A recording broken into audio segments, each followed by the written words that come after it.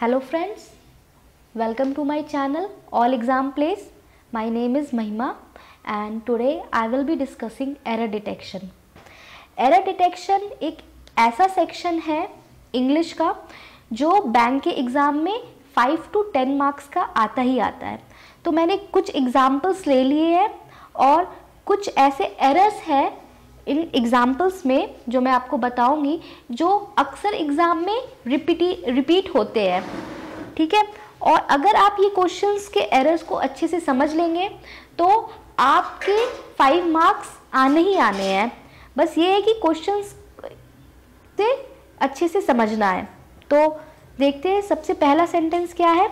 Many a student is preparing for competitive exams in India. तो error detection में क्या होता है, एक सेंटेंस दिया रहता है और उस सेंटेंस को कुछ पार्ट्स में डिवाइड किया जाता है। जैसा कि आप देख सकते हैं ये फर्स्ट पार्ट में है मैनी अ स्टूडेंट, फिर सेकंड पार्ट में is preparing for competitive exam, फिर इन्होंने स्लैश दिया है एग्जाम्स इन इंडिया थर्ड है और फिर लास्ट में इन्होंने लिखा है नो एरर। यानी इस सेंटेंस में हमें बताना है कि इन 3 पार्ट में इस सेंटेंस के किस पार्ट में एरर है, यानी वो ग्रामेटिकल एरर हो सकता है और अगर कोई भी एरर नहीं है तो आप नो एरर में टिक कर दीजिए। तो हम देखेंगे many a student is preparing for competitive exams in India. तो फर्स्ट सेंटेंस में जैसा दिखते हैं मैनी अ स्टूडेंट, यहाँ पे जो स्टूडेंट इन्होंने लिखा है तो ये स्टूडेंट एक सिंगुलर सब्जेक्ट है। क्या है ये? एक सिंगुलर सब्जेक्ट है। सिंगुलर सब्जेक्ट के साथ हमेशा सिंगुलर वर्ब जाता है, यानी सिंगुलर सब्जेक्ट के साथ हमेशा सिंगुलर वर्ब जाता है। वर्ब क्या होता है? कोई भी डूइंग एक्शन को हम वर्ब कहते हैं, किसी भी क्रिया को हम वर्ब कहते हैं। तो इस सेंटेंस में मेरा वर्ब कहाँ है? इज अ वर्ब, ठीक है। तो इज क्या है? एक सिंगुलर वर्ब है। अब मेरा सब्जेक्ट क्या है? सिंगुलर है। अगर यहाँ पे स्टूडेंट्स रहता तो वो प्लूरल रहता, यानी प्लूरल सब्जेक्ट। और यहाँ पे इन्होंने मेंशन कर दिया है मैनी अ स्टूडेंट। तो जब भी आपको ये दिखे मैनी अ कोई भी सब्जेक्ट तो उसे हम सिंगुलर सब्जेक्ट लेंगे, ठीक है। तो मैनी अ स्टूडेंट में ये एक सिंगुलर सब्जेक्ट की तरह एक्ट करेगा और इज मेरा है सिंगुलर वर्ब। तो many a student is preparing for competitive exams in India. और बाकी की जो पार्ट्स है वो बिल्कुल सही है, कुछ भी इसमें ग्रामेटिकल एरर नहीं दिख रहा है, तो हम नो एरर में टिक कर देंगे। और ये हमेशा याद रखना कि सिंगुलर वर्ब के साथ हमेशा सिंगुलर वर्ब, सिंगुलर सब्जेक्ट के साथ हमेशा सिंगुलर वर्ब ही जाता है सेंटेंस में। नेक्स्ट सेंटेंस देखेंगे। नेक्स्ट सेंटेंस में क्या है? The trousers I bought yesterday needs to be altered, ठीक है। ये हमारा सेंटेंस है। अब मैं आपको एक चीज़ बताना चाहूँगी, कुछ नाउन्स होते हैं जैसे ट्राउजर्स, सीजर्स, जिसमें दो पार्ट मिलके एक सिंगल पार्ट बनता है, जिसमें 2 पार्ट मिलके एक सिंगल पार्ट बनता है, ठीक है। वो वैसे नाउन्स भले उसके लास्ट में हम एस लिखते हैं लेकिन वो एक सिंगुलर सब्जेक्ट कहलाता है। जैसे कि हमने ट्राउजर लिखा है, ट्राउजर में एस है लेकिन ये एक सिंगुलर सब्जेक्ट है।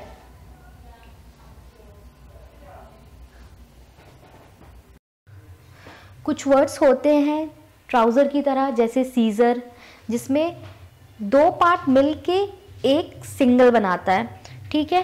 जैसे ट्राउजर्स हमने कहा, ट्राउजर्स जो होते हैं उसमें एक राइट लेग के लिए होता है, एक लेफ्ट लेग के लिए होता है। वो दोनों मिलके एक एज अ होलसम एक ट्राउज़र बनाता है, इसलिए यहाँ पे हमने एस लिखा है। तो ये एस देख के कंफ्यूज नहीं होना है कि एक से ज़्यादा ट्राउज़र्स है। ये अगर हमने ट्राउज़र्स लिखा है तो ये एक ही ट्राउज़र को डिनोट किया जा रहा है। जैसा कि मैंने आपको प्रीवियस सेंटेंस में भी बताया था, जब भी एक सिंगुलर सब्जेक्ट होता है तो उसके साथ एक सिंगुलर वर्ब ही जाता है। तो यहाँ पे हमने लिखा है the trousers I bought yesterday needs to be ऑल्टरेटेड।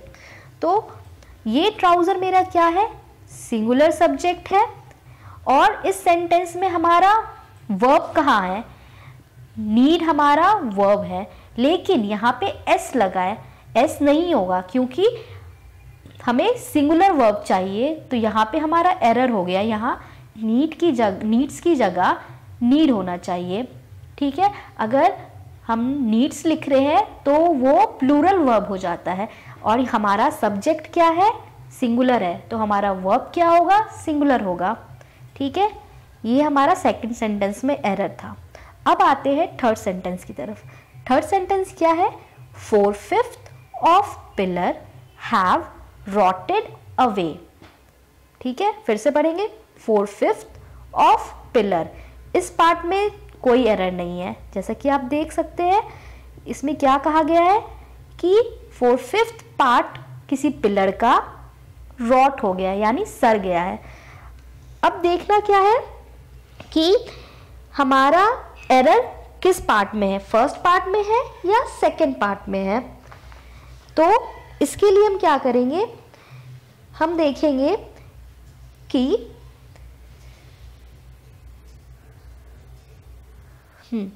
हम क्या देखेंगे कि हैव हमारा है, ये हैव और रॉटेड।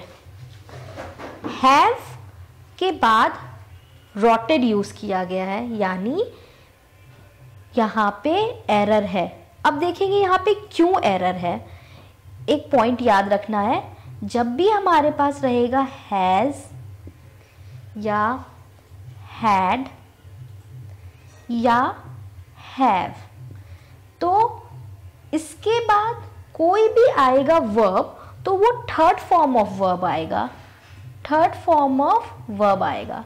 अब थर्ड फॉर्म ऑफ वर्ब क्या होता है, जैसा कि मैंने बताया, कोई भी डूइंग थिंग को कहते हैं वर्ब, यानी doing actions are called verb. ठीक है, अब थर्ड फॉर्म ऑफ वर्ब क्या होता है, जैसे कि हम कह सकते हैं, एक एग्जाम्पल ले सकते हैं, गो, वेंट, गॉन। तो गो क्या हो गया, first form of verb, went क्या हो गया, सेकेंड फॉर्म ऑफ वर्ब, और थर्ड क्या हो गया, gone, third form of verb. तो जब भी हमारे पास हैज, हैड या हैव होगा, उसके बाद थर्ड फॉर्म ऑफ वर्ब आता है। तो इस सेंटेंस में मेरा वर्ब क्या है, रॉटेड। लेकिन rotted third form of verb नहीं होता है, थर्ड फॉर्म ऑफ वर्ब होता है रॉट का रॉटन। रॉट का क्या होता है, रॉटन। रॉटन का मतलब होता है सड़ा हुआ। तो ये मेरा एरर है, इस पॉइंट को याद रखना है कि हैज, हैड, हैव के साथ थर्ड फॉर्म ऑफ वर्ब आता है। तो यहाँ पे मेरा एरर है, यहाँ पे रॉटन होना चाहिए, रॉटेड नहीं होना चाहिए। तो ये एरर हो गया। अब आते हैं फोर्थ सेंटेंस की तरफ।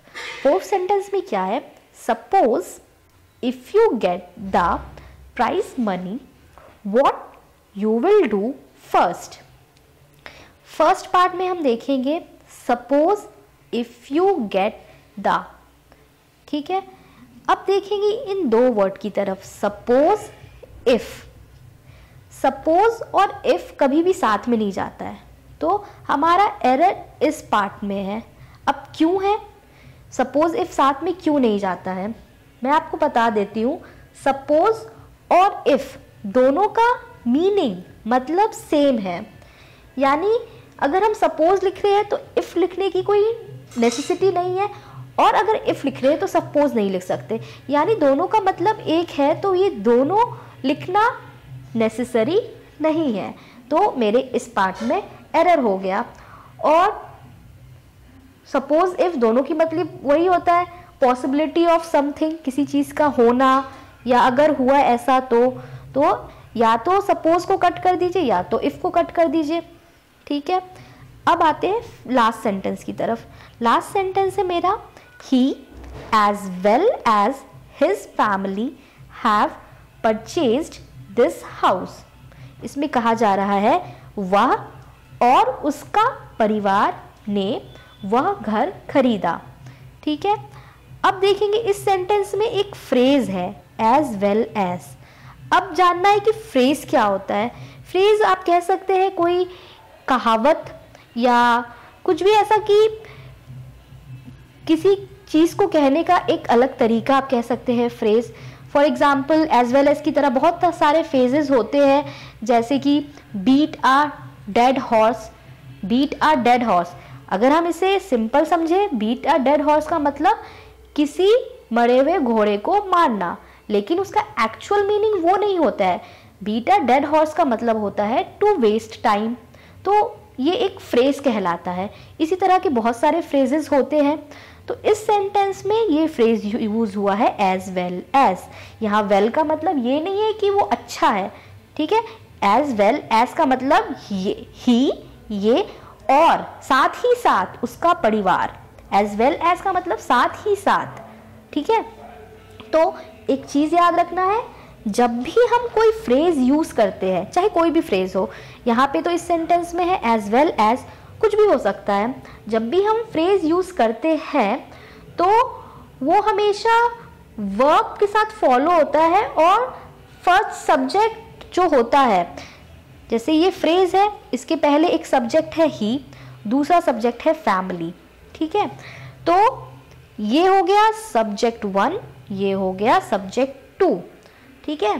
तो जो फ्रेज होता है वो हमेशा सब्जेक्ट 1 जो होता है, सब्जेक्ट 1 जो होता है, ठीक है।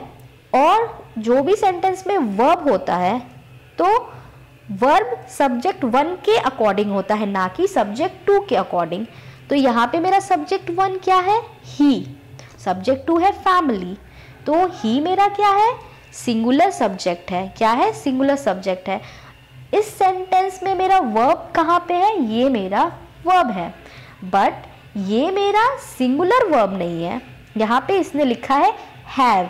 हैव इसने किस पॉइंट और मतलब फैमिली के साथ इसने हैव लिख दिया। लेकिन अगर सेंटेंस में 2 सब्जेक्ट हो, यानी सब्जेक्ट 1 सब्जेक्ट 2, और उनके बीच में एक फ्रेज हो, तो उस सेंटेंस का जो वर्ब होता है वो हमेशा जो पहला सब्जेक्ट होता है, यानी फ्रेज के पहले वाला सब्जेक्ट, उसको फॉलो करता है, ना कि दूसरे वाले सब्जेक्ट को।